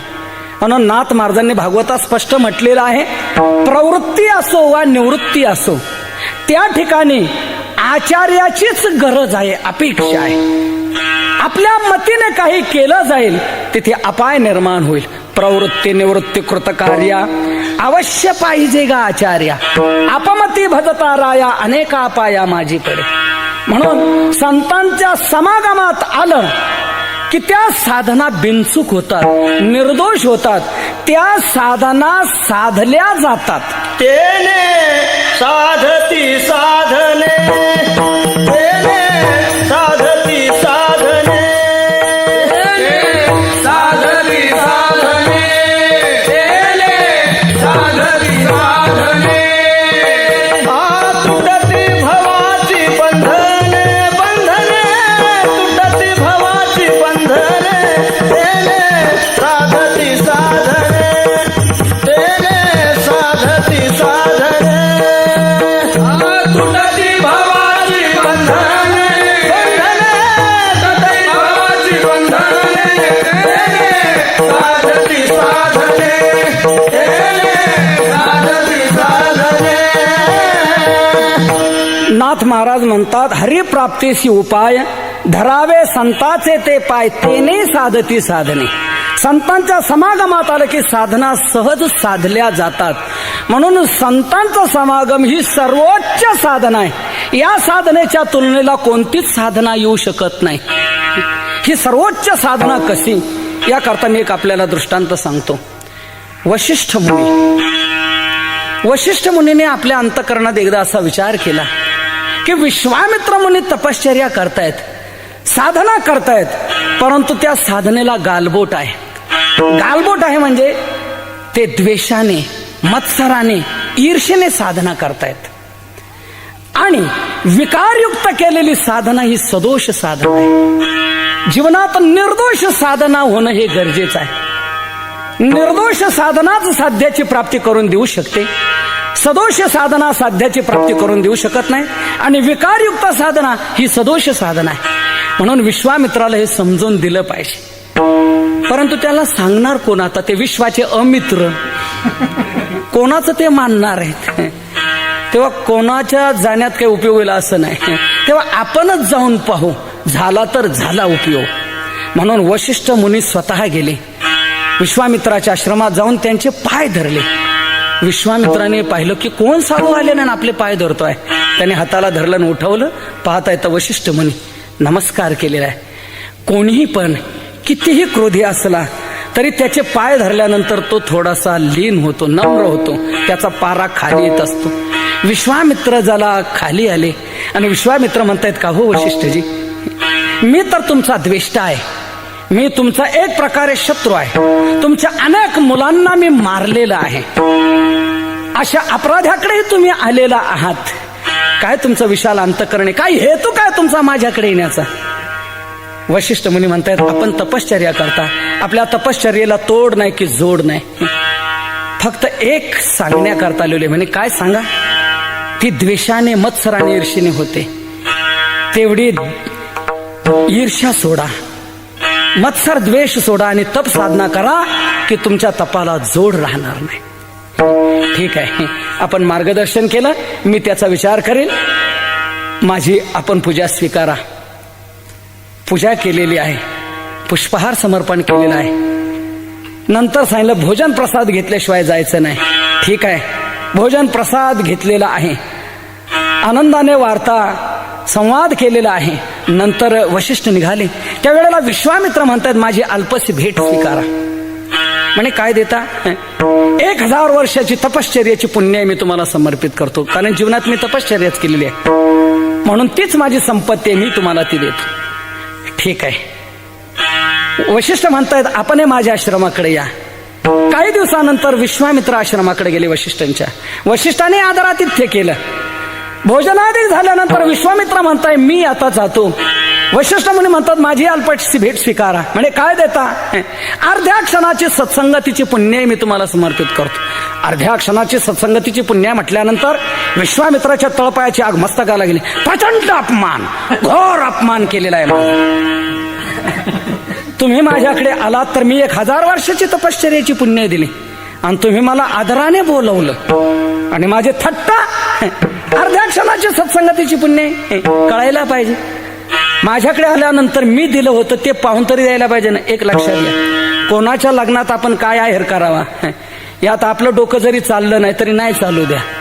पण त्याने आपल्या मुलाच्या लग्नात गेल्या वर्षी काय आहेर केलं होतं ते वही उचकून पाहायला काय हरकत आहे का?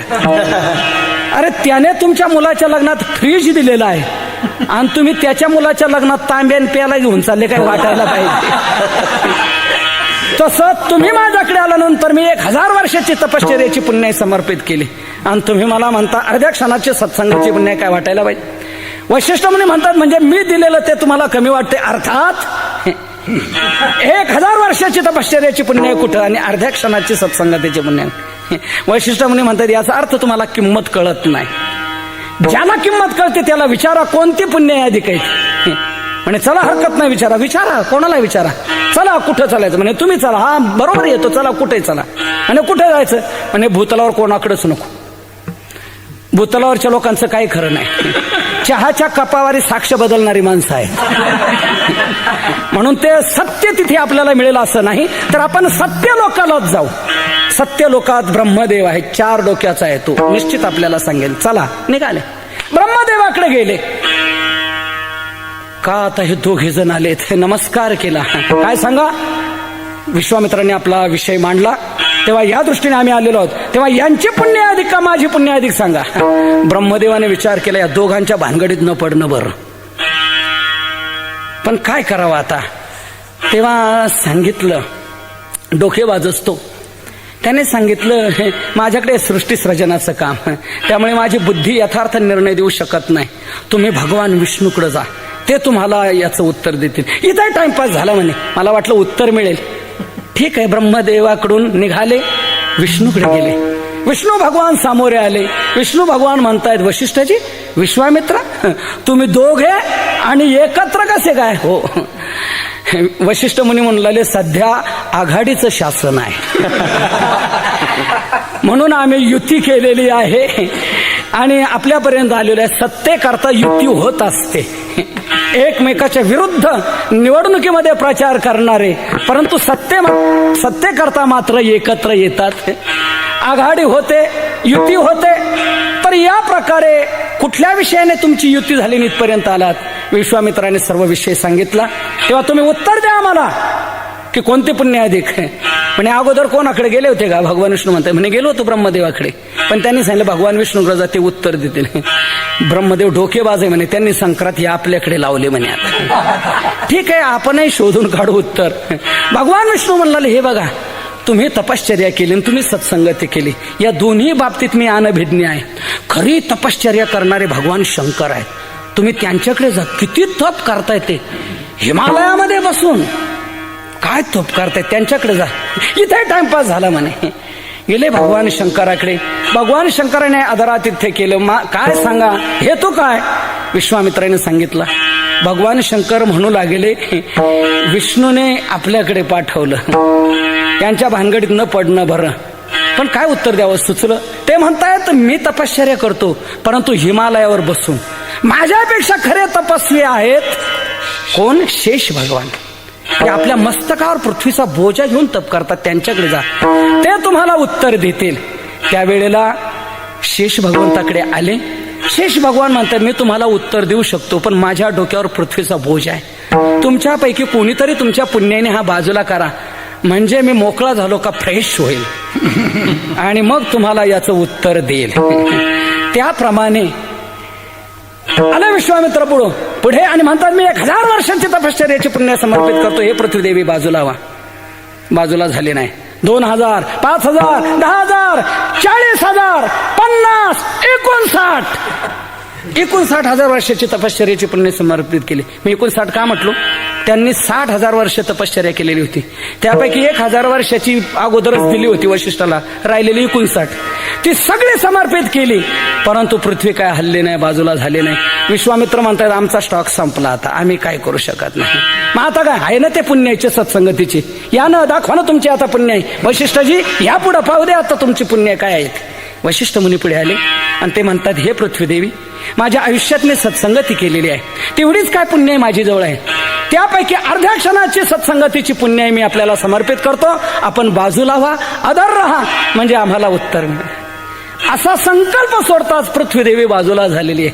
शेष भगवान मोकळे झाले आणि शेष भगवान म्हणू लागले मग कसं काय, आता काय चाललंय, पाऊस वगैरे पडला का, पिकं व्यवस्थित आले का, सध्या काय गडबड वगैरे नाही ना. पंतप्रधानाला 3 वर्षाची सक्त मजुरी झाली असं कळतंय. खरं काय त्यांनी अपील केलंय का नाही, काय विषय आहे. इतर सगळ्या राजकारण काय, समाजकारण काय, देशकारण काय, इतर सगळ्या बाबतीत चर्चा करू लागले. सप्ताह कुठं चाललाय, आळंदीला काय चाललंय, पंढरपूरला काय चाललंय, इकडच्या तिकडच्याच गप्पा मारू लागले. सर्वांगीण गप्पा ऐकून ऐकून विश्वामित्र चिडले. काय लावलंय हे? म्हणे पृथ्वीदेवीला बाजूला करा म्हणजे मी उत्तर देतो. बाजूला झाली तर इकडच्या तिकडच्याच नुसत्या गप्पा चालवल्या, उत्तर तर द्या. शेष भगवान म्हणाले एवढे डोकं चालत नाही का? अहो तुम्ही 59,000 वर्षाची तपश्चर्याची पुण्य समर्पित केली तरी पृथ्वी बाजूला झाली नाही, आणि यांनी अर्ध्या क्षणाची सत्संगतीची पुण्य समर्पित केली तर पृथ्वी बाजूला झाली. याचा अर्थ असा की तुमची 59,000 वर्षाची तपश्चर्याची पुण्याई अर्ध्या क्षणाच्या संगतीच्या पुण्याईला तुलनेला येऊ शकत नाही. म्हणून इतकी सत्संगतीची पुण्याई अफाट आहे, भरपूर आहे. त्या तुलनेला कोणतीही साधना येऊ शकत नाही. निमेषार्ध सत्संगती वास वैकुंठी कल्पांत, अर्धक्षण घडता संतांची संगती तेने होय शांती महत पापा. असं महान साधनेचं स्वरूप या सत्समागमाचं असल्यामुळे तुकोबारा सांगतात बाबांनो, संतांच्या समागमात या संत समागम एखादी परी ज्ञानेश्वर माऊली ज्ञानराज माऊली, ज्ञानेश्वर माऊली ज्ञानराज माऊली, ज्ञानेश्वर माऊली ज्ञानराज माऊली, जय ज्ञानेश्वर माऊली ज्ञानराज माऊली, जय ज्ञानेश्वर माऊली ज्ञानराज माऊली, जय ज्ञानेश्वर माऊली ज्ञानराज माऊली, जय ज्ञानेश्वर माऊली ज्ञानराज माऊली, ज्ञानेश्वर माऊली ज्ञानराज माऊली, जय ज्ञानेश्वर माऊली ज्ञानराज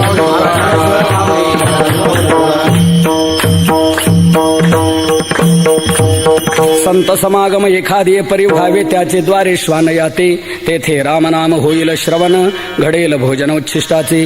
कामारे बटीक सेवेचा सेवक, दीनपणे रंक तेथे भले. तुका म्हणे सर्व सुख त्या संगती, घडेल पंगते संतांची या, तेथे रामनाम होईल श्रवण, घडेल भोजन उच्छिष्टाचे. जगद्गुरु तुकोबारांनी फार मोठं मोलाचं मार्गदर्शन आपल्याला केलेलं आहे.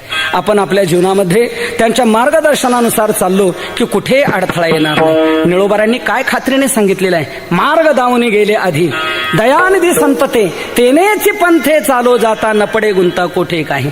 आपल्या मनाने गेलो की गुंताडा नक्की, त्यांनी दाखवलेल्या मार्गाने गेल्यानंतर आपल्याला गुंताडा येणार नाही. निश्चित आपण पैल तीराला पोचणार, तरणारच तरणार, बुडणार नाही. हो बुडूच कशी? ज्यांच्या अभंगाने दगडांना बुडू दिलं नाही, ज्यांच्या अभंगाने दगडांनाही तारलेला आहे, सांगा त्यांचे अभंग आपल्याला का तारणार नाही? रामेश्वर भट्टाने दगड बांधून हे अभंग इंद्राणीच्या डोहात बुडवायला लावले. दगड बांधून हे अभंग बुडवले गेले. लोकांमध्ये नास्तिकवाद पसरू लागला. का हो तुकोबारा, तुम्ही म्हणत होते ना देवाने मला अभंग रचना करायला सांगितली, मग कुठे गेला आता तुमचा देव आणि कसले तुमचे भक्ती? तेव्हा देवाविषयी नास्तिकवाद आणि भक्तीविषयी थोतांड असं ज्या वेळेला समजू लागले त्यावेळेला तुकोबारांनी निर्णय घेतला आणि त्याच डोहाच्या कडेला एका शिळेवर अनुष्ठान सुरू केलं. अन्न पाणी वर्ज करून 13 दिवस तुकोबारा नामचिंतन करतायत आणि देवाला म्हणतात तुझं अस्तित्व सिद्ध करून दे. 14व्या दिवशी सकाळी भगवान बालवेश घेऊन तुकोबारांच्या पुढे प्रगट झालेले आहेत. बालवेश घेऊन श्रीहरी भेटला आणि वह्याही दगडासहित वर आलेल्या आहे. अनेकांना दृष्टांत झालंय, धावून आले, त्या वह्या काढल्या डोहातून बाहेर सोडून पाहिल्या तर एक थेंब लागला नाही. 18 दिवस पाण्यात राहून कोरडेच्या कोरडे अभंग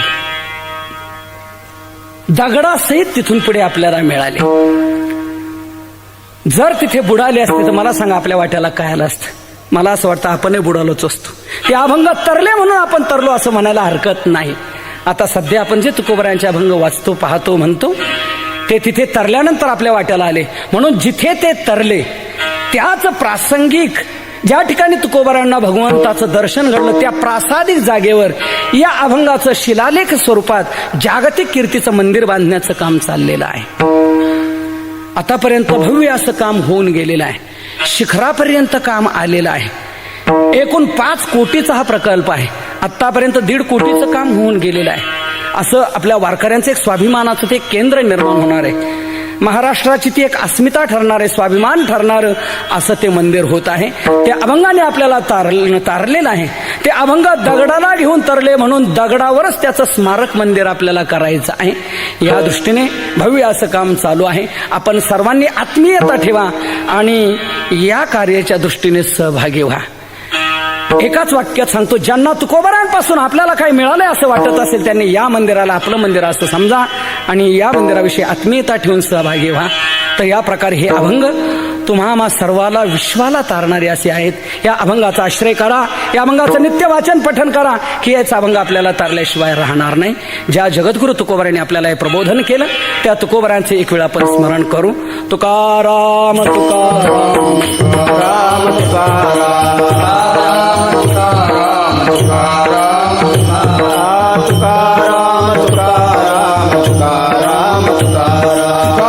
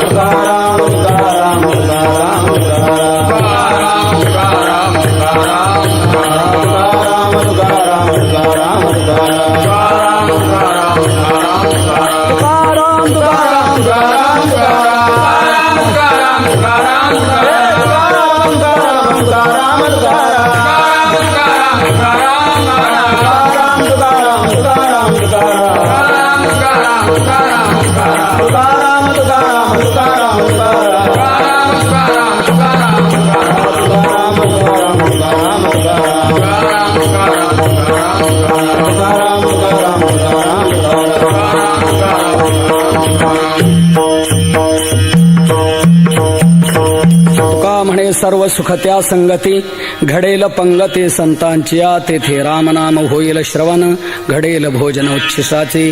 आपली सेवा संपली. अभंगाचं तात्पर्य जर काय असेल तर आपण दुर्व्यसनं सोडावी, दुर्वर्तन सोडावी, वाईटांचा समागम सोडावा आणि चांगल्यांच्या समागमात यावं. चांगल्यांच्या समागमात आपण आलो का आपल्या ठिकाणी चांगले विचार निर्माण होतील, चांगलं आचरण आपल्या जीवनात घडेल आणि चांगलं आचरण घडलं की आपल्याला चांगली गती मिळाल्याशिवाय राहणार नाही. म्हणून या प्रकारे संतांच्या समागमामध्ये राहून नित्य नामचिंतन, वाट्याला आलेलं कर्तव्य चोख बजवावं, समाजाची सेवा, दीनदुःखिताची सेवा, देशाची सेवा करावी, आपलं जीवन दुसऱ्याच्या उपयोगाला आणावं, परोपकार करावेत. सर्वत्र परमात्मा भरलेला आहे. सर्व मानव मात्रामध्ये तोच एक परमात्मा आहे. विष्णुमय जग वैष्णवांचा धर्म. कोणाही जीवाचा न घडावा मत्सराचं तुकोबरांनी आपल्याला प्रबोधन केलेलं आहे. तेव्हा आपण या प्रकारे सर्व प्राणी मात्रांची सेवा करावी, परमात्म्याची सेवा करावी, नित्य नामचिंतन करावं, संतांच्या समागमात राहावं की निश्चित सहज साधना घडून आपल्याला नित्य आनंद प्राप्त झाल्याशिवाय राहणार नाही. झालेली सेवा भगवंताच्या चरणी समर्पित करून, संतांच्या जगद्गुरु तुकोबरांच्या चरणी समर्पित करून एकच करुणा भागतो. आपण सर्वजण दुर्व्यसनापासून परावृत्त होऊन सत्पथगामी बनून आनंदाचे सम्राट होत हीच प्रार्थना करून सेवेला विराम देतो.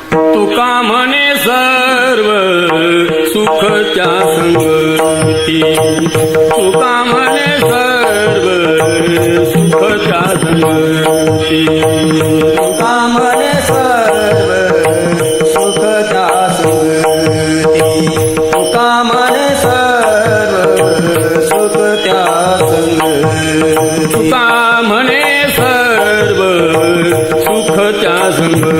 संगती तुका म्हणे सर्व सुख त्या संगती तुका म्हणे सर्व सुख त्या संगती तुका म्हणे सर्व सुख त्या संगती घडेल पंगती संताची घडेल पंगती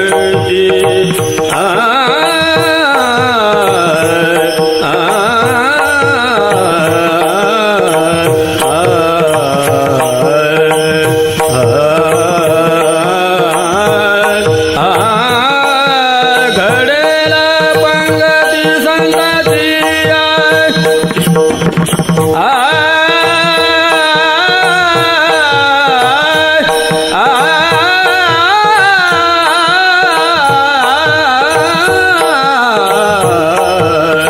घडेल पंगती संताची घडेल पंगती संताची होईल सगुण तेथे राम नाम होईल श्रवण